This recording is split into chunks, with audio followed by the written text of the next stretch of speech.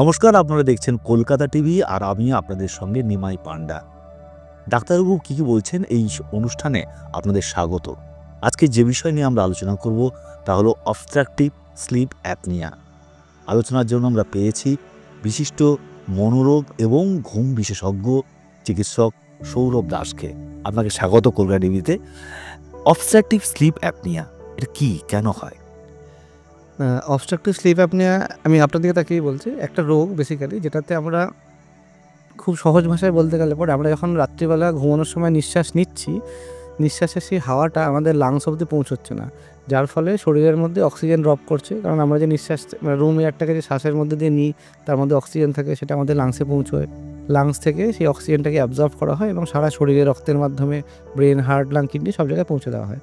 এবারে যদি ওই অক্সিজেনটাই আমাদের লাংস অবধি না পৌঁছতে পারে, হাওয়াটা না পৌঁছতে পারে, ন্যাচারালি অক্সিজেন লেভেলটা ড্রপ করবে। অক্সিজেন লেভেলটা ড্রপ করে গেলে পরে তখন সেক্ষেত্রে বিভিন্ন রকম রোগ মানে অন্যান্য অনেক কমপ্লিকেশান তার তৈরি হতে পারে। তো এই যে রোগটা, যেটাতে এই হাওয়াটা ঢুকতে পারছে না লাংস অবধি, তার কারণ হচ্ছে গলার একটা যে টিউব থাকে, সেই টিউবটা বন্ধ হয়ে যাচ্ছে, কোলাপস করে যাচ্ছে। সেই রোগটার নামই হচ্ছে অবস্ট্রাকটিভ স্লিপ অ্যাপনিয়া। অবস্ট্রাকটিভ মানে বন্ধ হয়ে যাচ্ছে, অবস্ট্রাকশন হচ্ছে। স্লিপ মানে ঘুমের মধ্যে হচ্ছে, আর অ্যাপনিয়া মানে শ্বাস বন্ধ হয়ে যাচ্ছে। ওই সময়টাতে মানুষের চেষ্টা করলেও সে এরকম করছে, কিন্তু হাওয়াটা তার ঢুকছে না, সে নর্মাল শ্বাস প্রশ্বাসটা নিতে পারছে না। এটাকেই আমরা অবস্ট্রাকটিভ স্লিপ অ্যাপনিয়া বলি। কেন হয়, মানে এই রোগটা আসে কী করে মানুষের জীবনে? দেখুন, এর অ্যাকচুয়ালি এক্স্যাক্ট কোনো সিঙ্গেল কারণ নেই। এটা মাল্টিফ্যাক্টোরিয়াল একটা লাইফস্টাইল ডিজিজ বলতে পারেন।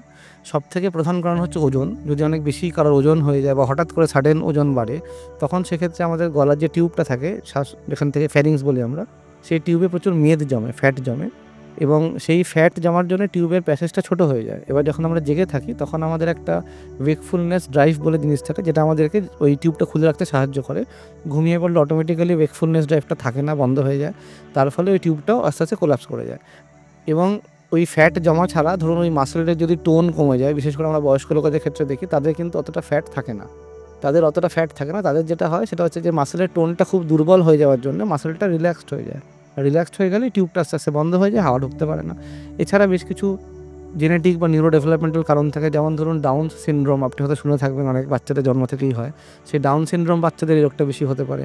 বা বা ধরুন অন্যান্য যে কোনো কারণে, ধরুন কেউ যদি প্রচুর অ্যালকোহল খায় বা যদি কোনো রকম নেশা টেশা করে, যেগুলোতে মাসেল টোন কমে যায়, সেখান থেকেও কিন্তু এই ধরনের রোগগুলো আসতে পারে। মানে জেনেটিক এবং এনভায়রনমেন্টাল ফ্যাক্টর মিলে এই রোগটা তৈরি হয় আর কি। এর জন্য কী জটিলতা তৈরি হয় এবং কী সমস্যা হতে পারে শরীরে? দেখুন, সবথেকে বড় জটিলতা ভাবতে গেলে পরে সাডেন কার্ডিয়াক ডেথ, বা দেখবেন অনেকেই শুনতে পাই আমরা যে ঘুমের মধ্যে মানুষ মারা গেছেন, বা সকালে উঠে দেখা যাচ্ছে আর সে জাগানো যাচ্ছে না, সে মারা গেছে মানুষটি ভোর রাতের দিকে। বিশেষ করে ওই ঘুমের মধ্যে অক্সিজেনটা এতটাই মাত্রায় কমে গেছে বা এতক্ষণ ধরে কমে গেছে, তার হার্ট বিটটাই বন্ধ হয়ে গেছে, সে আর হার্ট ফেলিয়ার করে গেছে তার। সেটা সবথেকে মানে ডেঞ্জারাস একটা কনসিকুয়েন্স। এছাড়া এই ঘটিত অন্যান্য যে কনসিকুয়েন্সগুলো থাকে, যেরকম ক্রনিক্যালি অল্প অল্প করে বারবার হতে হতে কয়েকশো বার ঘুমের মধ্যে অক্সিজেন ড্রপ করছে, রাতের পর রাত হচ্ছে, সেখান থেকে ব্লাড প্রেশার বেড়ে যাওয়া, হাইপার টেনশন বা ডায়াবেটিস বেড়ে যাওয়া, বা ধরুন সেক্সুয়াল ডিসফাংশন, শারীরিক অক্ষমতা, বা ধরুন হচ্ছে যে ওভারঅল ওবেসিটিটাও কিন্তু সেভাবে দেখতে গেলে পরে বাড়ে। কারণ যেহেতু অক্সিজেনটা তো আমাদের শরীরে জ্বালানির কাজ করে, ফুয়েলের কাজ করে। অক্সিজেন যদি ঠিকমতো না হয়, আমাদের খাবারগুলো ঠিকমতো মেটাবোলাইজড হয় না, সেখান থেকে ফ্যাটে রূপান্তরিত হতে পারে। এই একটা দিক গেল।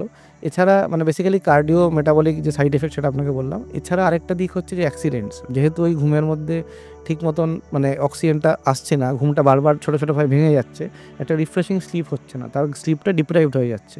সে হয়তো 8 ঘন্টা 10 ঘন্টা বিছানায় থাকছে, কিন্তু তার ঘুমটা হয়তো 4 ঘন্টার হচ্ছে। এবার দিনের বেলাতেও সেই ব্রেনটা চেষ্টা করে ঘুমটাকে নিয়ে নেওয়ার। তার ফলে সে যখন হয়তো কেউ বাইক চালাচ্ছে, কি গাড়ি চালাচ্ছে, বা কোনো মেশিনারিতে কাজ করছে, হঠাৎ হঠাৎ কিছু কিছু মাইক্রো স্লিপ এপিসোড হয়, মানে ঘুমিয়ে পড়লো, ঢুলে পড়লো, সেখান থেকে কিন্তু বিশাল বড় বড় অ্যাক্সিডেন্ট বা অন্যান্য লাইফস্টাইলের ঘটনা ঘটতে পারে। এর সঙ্গে কি নাক ডাকার কোনো সম্পর্ক রয়েছে?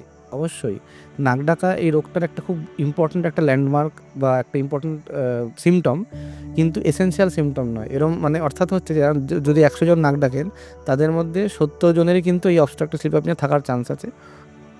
কিন্তু যদি 100 জনের অবস্ট্রাকটিভ স্লিপ অ্যাপনিয়া থাকে, তার মধ্যে যে 100 জনই নাক ডাকবে সেরকম কথা নেই। জেনারেলি নাক ডাকে, তবে বেশ কিছু মানুষ আছে যারা নাক ডাকে না, অথচ তাদের অবস্ট্রাকটিভ স্লিপ অ্যাপনিয়া আছে। এটা একটা ইম্পর্টেন্ট পয়েন্ট। আরেকটা পয়েন্ট হচ্ছে যে ধরুন এই যে নাক ডাকার যে বিষয়টা আপনি আমাকে বলছেন, মানে নাক ডাকাটা কীরকম নাক ডাকা? কল্পবিস্তার সবাই নাক ডাকতে পারে, সেটাকে আমরা ইম্পর্টেন্ট হিসেবে ধরি না। আমরা ধরি হচ্ছে নাক ডাকার দুটো ক্রাইটেরিয়া হতে হবে। একটা হচ্ছে এতটাই জোরে নাক ডাকছে যে তার যে বেড পার্টনার, তার সঙ্গে যিনি ঘুমোচ্ছেন তার ঘুমে ব্যাঘাত ঘটছে, এটা একটা ক্রাইটেরিয়া। আর একটা হচ্ছে এতটাই জোরে নাক ডাকছে যে বন্ধ ঘরের বাইরে থেকে শোনা যাচ্ছে। এই দুটোর মধ্যে যদি কোনো একটা হয় তাহলে সেটা কিন্তু সিগনিফাই করা যে একটা আন্ডারলাইং অবস্ট্রাকটিভ স্লিপ অ্যাপনিয়া থাকার হাই পসিবিলিটি আছে। অবস্ট্রাকটিভ স্লিপ অ্যাপনিয়া কি পরীক্ষার মাধ্যমে ধরা পড়ে বা কীভাবে বুঝতে পারেন আপনারা? দেখুন, এটা অনেক রকম, একটা কিছু রেটিং স্কেল আমরা ইউজ করি, কিছু সাধারণ প্রশ্নের মাধ্যমে আমরা একটা আইডিয়া করতে পারি যে না রিস্ক আছে কিনা অবস্ট্রাকটিভ স্লিপ অ্যাপনিয়া হওয়ার। সেটা সাধারণ খুবই, করতে 10 মিনিট লাগে পড়তে ফর্মটা।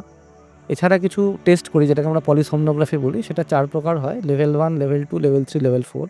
লেভেল 3 আর লেভেল 4 সেগুলো হচ্ছে পোর্টেবল টেস্ট। পেশেন্টের বাড়িতে একটা যন্ত্র পাঠিয়ে দেওয়া হয়, সেটা জাস্ট মানে একটা নাকে তার থাকে, আঙুলে একটা অক্সিজেনের মেশিন থাকে এবং একটা বুকের বেল্ট থাকে। সেখানে দেখার চেষ্টা করা হয় যে শ্বাস প্রশ্বাস ঠিক মতন আসছে যাচ্ছে কিনা, অক্সিজেন লেভেল ড্রপ করছে কিনা, সে নাক ডাকছে সাউন্ডটা ধরা হয়। এটা করা, এটাকে লেভেল 3 টেস্ট বলি, হোম স্লিপ টেস্টিং। এছাড়া যেটা সবথেকে বেস্ট টেস্ট, লেভেল 1 পলিসোমনোগ্রাফি, সেখানে স্লিপ ল্যাব বলে জিনিস থাকে, যেখানে একটা বড় যন্ত্র থাকে। সেখানে রাত্রিবেলা পেশেন্টকে এসে ঘুমোতে হয়, মাথা থেকে পাওয়ার জন্য তারফার থাকে, একটা ক্যামেরা থাকে। ঘুমের মধ্যে ওনার মাথাটা কী বলছে, বুকটা কী বলছে, হার্ট কী বলছে, ইসিজি থাকে, ইওজি থাকে, ইএমজি থাকে, হাত পা নড়াচড়া, এটা ক্যামেরা দিয়ে পুরোটা দেখাশোনা। এই পুরো জিনিসটা দেখতে পারি আমরা যে কী এক্স্যাক্টলি তার সমস্যাটা হচ্ছে, কতবার ড্রপ করছে, কীরকম হচ্ছে, পুরো ব্যাপারটা মনিটর করতে পারি। সেইটাকে আমরা লেভেল 1 পলিসোমনোগ্রাফি বলি। এটা হচ্ছে গোল্ড স্ট্যান্ডার্ড এই অবস্ট্রাকটিভ স্লিপ অ্যাপনিয়া ডায়াগনোসিসের। এই রোগ থেকে ভালো হওয়া সম্ভব? কি চিকিৎসা রয়েছে? অ্যাকচুয়ালি রোগটা খুব ভয়ানক হলে পরেও এটা কিন্তু ট্রিটমেন্ট করা অ্যাকচুয়ালি বেশ সোজা এবং যথেষ্টভাবেই সম্ভব বেশিরভাগ ক্ষেত্রে। কিছু কিছু রেয়ার কমপ্লিকেটেড কেস ডেফিনেটলি থাকে, তবে বেশিরভাগ ক্ষেত্রে খুব সিম্পল ব্যাপারটা। ওই যে টিউবটা যে বন্ধ হয়ে যাচ্ছে, হাওয়াটা ঢুকতে পারছে না, আমরা একটা যন্ত্র লাগিয়ে বাইরে থেকে নর্মাল রুম এয়ারটাকে জোরে পুশ করে ঠেলে ওই টিউবটাকে খুলে দিতে পারি। যেরকম ধরুন ভ্যাকিউম ক্লিনার হাওয়াটাকে টানছে, তো বাইরে থেকে ভিতরে হাওয়া টানে ভ্যাকিউম ক্লিনার, ধরুন রিভার্স ভ্যাকিউম ক্লিনার। ওই জোরে হাওয়াটাকে ঠেলে দিয়ে আমরা টিউবটাকে খুলে দিতে পারি, যার ফলে নর্মাল শ্বাস প্রশ্বাস চলে, অক্সিজেনটা ঠিকঠাক, কোনো সমস্যা হয় না, অক্সিজেন ড্রপ করে না এবং একজন মানুষ গ্র্যাজুয়ালি সুস্থ হয়ে ওঠেন। এটা হচ্ছে গোল্ড স্ট্যান্ডার্ড ট্রিটমেন্ট, যেটাকে আমরা বলি প্যাপ থেরাপি, পজিটিভ এয়ারওয়ে প্রেশার। এছাড়া কিছু কিছু সার্জিক্যাল অপশানস আছে, কিছু কিছু ডেন্টাল অপশানস আছে, কিছু কিছু ডিভাইস মুখে পরিয়ে আস্তে আস্তে মুখটাকে এগিয়ে দেওয়া, যার ফলে হাওয়াটা ঢুকতে পারে ভিতরে, এগুলো আছে। এছাড়া আরও কিছু নতুন একটা রিসেন্ট একটা কয়েকদিন আগে ইউএসএফডি একটা ওষুধকে অ্যাপ্রুভ করেছে ট্রিটমেন্টের জন্য, যে ওই ওষুধটা ওজন কমিয়ে দিতে পারে খুব ফাস্ট। ওটা খেলে পরে ওজনটা কমে যায়, যার ফলে অবস্ট্রাকটিভ স্লিপ রোগটা অনেকটা নির্মূল হতে পারে বা কমে যেতে পারে।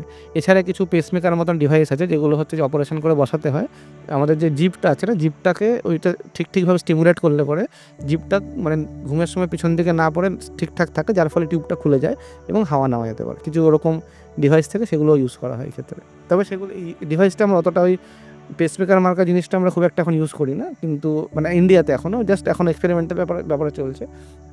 সিপ্যাপটাই হচ্ছে বেস্ট ট্রিটমেন্ট, যেটা এই ক্ষেত্রে কাজে লাগে।